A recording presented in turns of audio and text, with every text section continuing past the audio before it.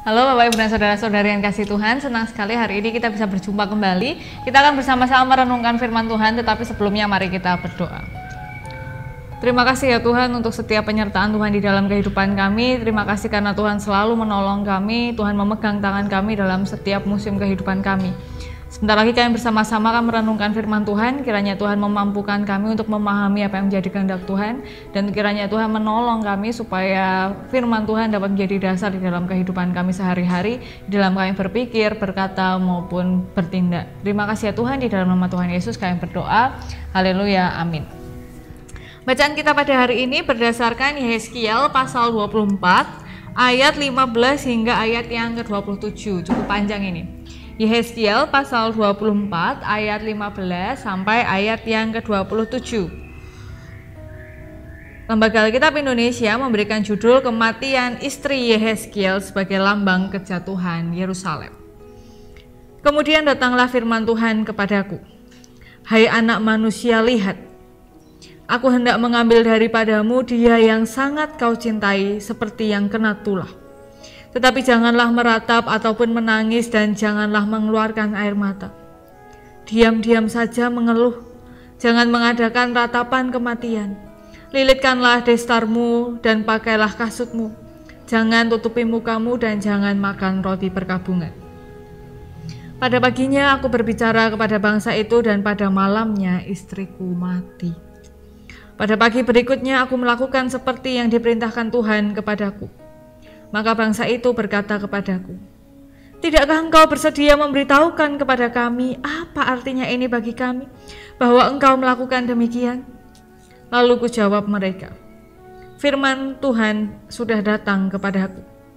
Katakanlah kepada kaum Israel, beginilah firman Tuhan Allah. Sesungguh-sungguhnya aku akan mengenajiskan tempat kudusku.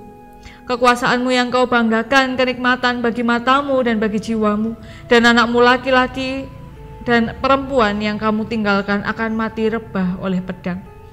Kamu akan melakukan seperti yang kulakukan. Mukamu tidak akan kamu tutupi dan roti perkabungan tidak akan kamu makan. Kepalamu pakai destar dan kakimu pakai kasut, dan kamu tidak akan meratap atau menangis. Tetapi kamu akan hancur lebur dalam hukumanmu, dan kamu akan mengeluh seorang kepada yang lain. Demikianlah Yehezkiel menjadi lambang bagimu. Tepat seperti yang dilakukannya kamu akan lakukan. Kalau itu sudah terjadi, maka kamu akan mengetahui bahwa akulah Tuhan Allah. Dan engkau anak manusia, bukankah begini akan terjadi? Pada hari aku mengambil dari mereka benteng mereka, perhiasannya yang menggirangkan hatinya, kenikmatan matanya dan yang dirindukan jiwanya, anak-anak mereka lelaki dan perempuan. Pada hari itu juga akan datang seorang yang terluput membawa berita kepadamu. Pada hari itu mulutmu akan terbuka dan engkau akan berbicara kepada orang yang terluput itu, dan tidak lagi tetap bisu. Dan dengan demikian engkau menjadi lambang bagi mereka, dan mereka akan mengetahui bahwa akulah Tuhan. Ya Bapak Ibu dan Saudara-saudara yang kasih Tuhan, bacaan hari ini saya baca berulang-ulang. Sulit sekali untuk saya mengerti kenapa kok Tuhan melakukan itu. Dan sampai saat ini saya sejujurnya masih belum terlalu paham sebenarnya kenapa ya kok harus seperti ini. Tetapi kita perlu mengenal bahwa Yehezkiel ini adalah seorang yang dipakai Tuhan ketika bangsa Israel sedang mengalami pembuangan, dan memang Yehezkiel ini ditempatkan di Babel, bukan di Yerusalem. Jadi memang tempatnya di tempat pembuangan, dan di lingkungan tempat pembuangan itu sebenarnya ya orang Israel ini ada yang diperlakukan untuk bekerja rodi, membangun bangunan-bangunan yang besar, tetapi juga mereka ada yang tinggal di tanah yang kosong. Jadi kayak transmigran begitu, dikirim untuk mengelola tanah yang kosong untuk menjadi tempat yang bisa dihuni. Jadi kayak ya dibuat untuk buka tempat gitulah. Nah, dan ketika masa itu sebenarnya bangsa Israel itu optimis bahwa mereka ini akan segera pulang ke kampung halamannya, ke tanah airnya. Mereka akan segera hidup seperti sedia kala, seperti sebelum mereka mengalami pembuangan. Nah, tapi waktu itu Yehezkiel dan beberapa nabi lain, salah satunya yang di dalam beberapa tafsiran saat itu Yeremia juga hidupnya sekitar bersama-sama dengan Yehezkiel, tapi kalau Yeremia lebih banyaknya di Yerusalem. Nah, Yehezkiel ini bilang bahwa enggak, ini tuh enggak akan segera berlalu, masih ada proses yang harus dilalui karena ini adalah masa penghukuman bagi bangsa kita. Jadi enggak secepat itu kita akan pulang dan hidup dengan baik-baik saja. Nah, dan lebih hebohnya lagi ketika masa penderitaan, kan masa pembuangan masa penderitaan ya, kan sewajarnya ketika, bukan sewajarnya, kebanyakan ketika manusia mengalami penderitaan itu kan banyak yang kemudian ingat kepada Tuhan ya, walaupun juga ada yang saking menderitanya jadi nggak percaya sama Tuhan juga ada sih, tapi ada juga yang karena menderita kemudian jadi dekat kepada Tuhan. Tapi mereka ini enggak. Jadi orang Israel ini ketika mengalami penderitaan dan pembuangan, mereka ini bukan menjadi lebih dekat sama Tuhan, tetapi mereka malah menyembah berhala-berhala, Baal-Baal, dewa-dewi yang lainnya. Nah, kalau kita baca di pasal sebelumnya, di pasal 23 ini, Tuhan menggunakan analogi perumpamaan tentang bagaimana umatnya berkhianat kepada dewa-dewi. Jadi seperti seorang yang sedang berzina. Ini yang waktu itu menjadi teguran keras kepada orang Israel yang tidak lagi setia kepada Tuhan. Nah, lalu ketika bangsa itu tidak juga bertobat, ketika bangsa itu tidak juga jemu untuk melakukan dosa. Jadi orang kok nggak capek ya berdosa? Ya heran ya kita ya. Orang kerja capek, orang mikir capek, orang makan aja bisa kekenyangan, tapi kok berdosa itu kok bisa nggak capek ya? Ketika mereka tidak berhenti berbuat dosa, akhirnya Tuhan ini memberikan penghukuman yang luar biasa. Dan penghukuman ini tidak hanya dijelaskan gitu. Biasanya kan nabi-nabi kan cerita ya. Jadi saya dapat penglihatan dari Tuhan bahwa Tuhan akan mengirimkan A, B, C, D, E, F, G, nanti kita akan mengalami A, B, C, D, E, F, G. Nah, biasanya kan begitu. Tapi Yehezkiel ini enggak. Jadi yang dilakukan kepada Yehezkiel ini bukan hanya cerita, tetapi Tuhan menunjukkan betapa kengerian itu terjadi, yaitu lewat kematian istri dari Yehezkiel. Dan di tata norma nilai yang wajar saat itu, ketika ada perkabungan itu orang nggak cuma gitu terus dilapis, itu enggak, harus benar-benar meratapi, menangisi, lalu mukanya ditutup, pokoknya ya benar-benar kayak orang sangat sedih begitu. Bahkan ada roti perkabungan dan lain-lain, dan mereka tuh nggak hari ini ditinggal meninggal terus besoknya beraktivitas, itu enggak. Hari meratapi itu sangat panjang. Kalau kita ingat-ingat kemarin kisahnya Yusuf kan, ketika Yakub meninggal kan hari ratapannya sampai panjang sekali. Nah, siapa namanya? Yehezkiel ini enggak. Jadi malamnya istrinya meninggal, paginya Yehezkiel ini melakukan apa yang dilakukan Tuhan. Jadi paginya itu langsung melaksanakan apa yang harus dilakukan. Jadi enggak meratap, cuma duduk diam, enggak mau makan roti perkabungan dan tidak melakukan hal yang sewajarnya. Nah, kemudian ketika melihat itu orang-orang jadi, loh, aneh nih orang ini istrinya loh meninggal dan lain-lain, kok dia kok nggak melakukan hal-hal yang sesuai adat, sesuai norma, sesuai budaya kita. Nah, terus si Yehezkiel ini menjawab bahwa ini menggambarkan kengerian yang akan dialami oleh orang Israel. Jadi mereka akan kehilangan, mereka akan menderita, dan bahkan di dalam penderitaan itu sampai nggak sempat meratapi gitu loh. Jadi itu kan kadang manusia itu ketika terlalu terluka itu responnya bukan menangis loh Bapak Ibu. Jadi ada respon yang blank.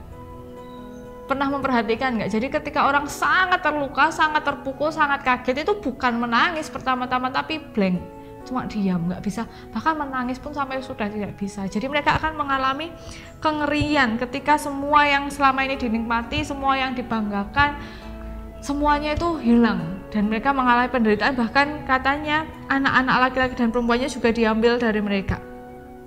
Tapi ada yang nanti terluput. Nah, apa yang bersama-sama bisa kita renungkan dari kisah yang dipaparkan oleh Alkitab di dalam cerita tentang salah satu bagian kehidupan yang harus dialami oleh Yehezkiel. Yang pertama-tama adalah ketika Tuhan mau pakai kita, itu tidak selalu lewat hal-hal yang indah. Ini yang saya baca dan saya merasa sangat, wah, kalau itu maksudnya yang dialami Yehezkiel ini nggak main-main loh. Dia kehilangan orang yang begitu dia cintai. Kan tadi pembukanya dituliskan, aku hendak mengambil daripadamu dia yang sangat kau cintai. Nah, jadi ketika Tuhan mau pakai orang itu nggak selalu yang indah-indah gitu. Jadi ada juga mereka mengalami hal-hal yang seperti itu, dan kepada siapa Tuhan melakukan ini tuh nggak harus sama A, B, C, enggak. Siapa saja bisa mengalami, dan ketika Tuhan mengajak Yehezkiel untuk berkata ya bahkan dalam keadaan yang menyakitkan, Yehezkiel ini nggak mengelak, nggak marah.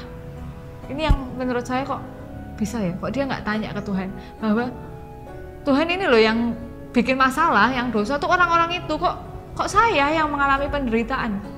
Kenapa ya kok mereka yang salah, kok saya yang harus menanggung deritanya? Kenapa kok harus saya? Kenapa kok tidak mereka? Kan mereka yang aneh-aneh, orang saya sudah ngasih tahu mereka aneh-aneh. Enggak, dia nggak bertanya, tapi dia melakukan seperti apa yang harus dia lakukan. Dan perlu kita catat bahwa ketika mengalami itu, mereka sebenarnya si Yehezkiel ini juga mengalami kesedihan yang mendalam. Mereka walaupun dia tidak menangis, walaupun tidak berkabungan, tetapi di ayat yang ke-23, tetapi kamu akan hancur lebur dalam hukuman. Jadi, dan kamu akan mengeluh seorang pada yang lain. Jadi si Yehezkiel ini dia merefleksikan bahwa ya aku tidak menangis, aku tidak meratap, tapi aku juga mengalami kehancuran. Dan ini yang dialami oleh Yehezkiel. Dan ketika melihat itu, Tuhan bilang nanti ketika semuanya terjadi, maka mereka akan tahu bahwa akulah Tuhan Allah. Dan nanti ketika ada orang yang juga terluput dari semua itu, mereka juga akan tahu bahwa akulah Tuhan Allah. Ini adalah cara yang dipakai Tuhan untuk menolong orang-orang yang berdosa. Tetapi kalau pertanyaannya kenapa kok harus dengan cara itu, tidak tahu jawabannya. Saya juga nggak tahu, karena Tuhan juga tidak memberitahu kenapa ya kok harus begini, kenapa kok harus itu, ya itu terjadi. Jadi yang bisa kita renungkan adalah ya kalau Tuhan mau pakai kita dengan cara itu, bahkan caranya menyakitkan, ya memang itu yang harus dilalui. Kenapa? Karena kita ini seutuhnya adalah milik Tuhan. Tuhan mau mengambil, Tuhan mau memberi, Tuhan mau merangkul, Tuhan mau menyuruh kita pergi, Tuhan menyuruh kita pergi ke tempat kemana-mana, itu semua adalah keputusan Tuhan. Ini yang dialami oleh nabi-nabi dan juga orang-orang Israel, dan mungkin juga kita yang ada di sini. Nah, dalam perenungan kali ini kita diingatkan bahwa kita ini kan adalah murid-muridnya Tuhan Yesus, kita ini adalah miliknya Tuhan Yesus, dan kehidupan kita ini nggak selalu manis, jalan kita nggak selalu lurus, dan kadangkala kita akan melalui hal-hal yang buruk ketika kita mau bersikap sebagai seutuhnya murid Tuhan. Kita mau menunjukkan bahwa kita ini milik Tuhan. Jadi misalnya ketika melihat hal yang tidak baik, itu berani mengambil tindakan untuk melawan, untuk memberontak dan lain-lain. Karena kan bukan memberontak ya, untuk melawan, untuk menyuarakan keadilan, karena pasti ada rencana ketika Tuhan menempatkan kita di suatu tempat. Baru tadi saya itu melihat di video, jadi di sebuah hotel, ini direkam, jadi ada suara perempuan itu teriak-teriak, dan ada suara gedebuk-gedebuk gitu loh, jadi kayak dibentur-benturkan, dan ada juga suara lelaki yang berteriak. Nah, uniknya adalah kamar kanan kiri sampai seberangnya kamar yang ada perempuan berteriak-teriak dan menangis itu nggak ada satupun yang keluar loh.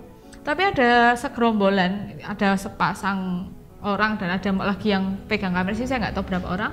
Mereka lapor ke satpam, dan satpam itu nunggu di luar dan ada teriakan begitu. Lalu waktu dibuka, satpamnya masuk, lalu perempuan itu teriak, tolong saya disiksa. Nah, yang menjadi hal yang kemudian saya renungkan, kenapa ya orang-orang itu nggak keluar? Kenapa ya kok nggak semua orang itu peduli gitu ketika ada kejahatan yang sedang terjadi?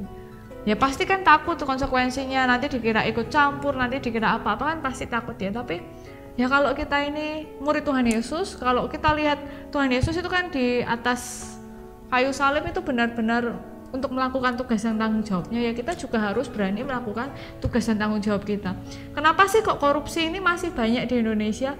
Karena ada banyak orang yang harusnya bisa bersuara, banyak orang baik, banyak orang pintar, banyak orang yang tahu tuh memilih untuk diam, cari aman. Ya sudah, daripada aku dipecat, daripada aku nggak naik jabatan, daripada aku nggak naik gaji, ya sudahlah aku diam saja, aman begini kok. Nah, apakah kita akan main aman atau kita mau dipakai oleh Tuhan? Walaupun kadangkala mungkin cara Tuhan memakai itu tidak kita pahami seperti yang dilakukan kepada yang Tuhan izinkan terjadi kepada Yehezkiel.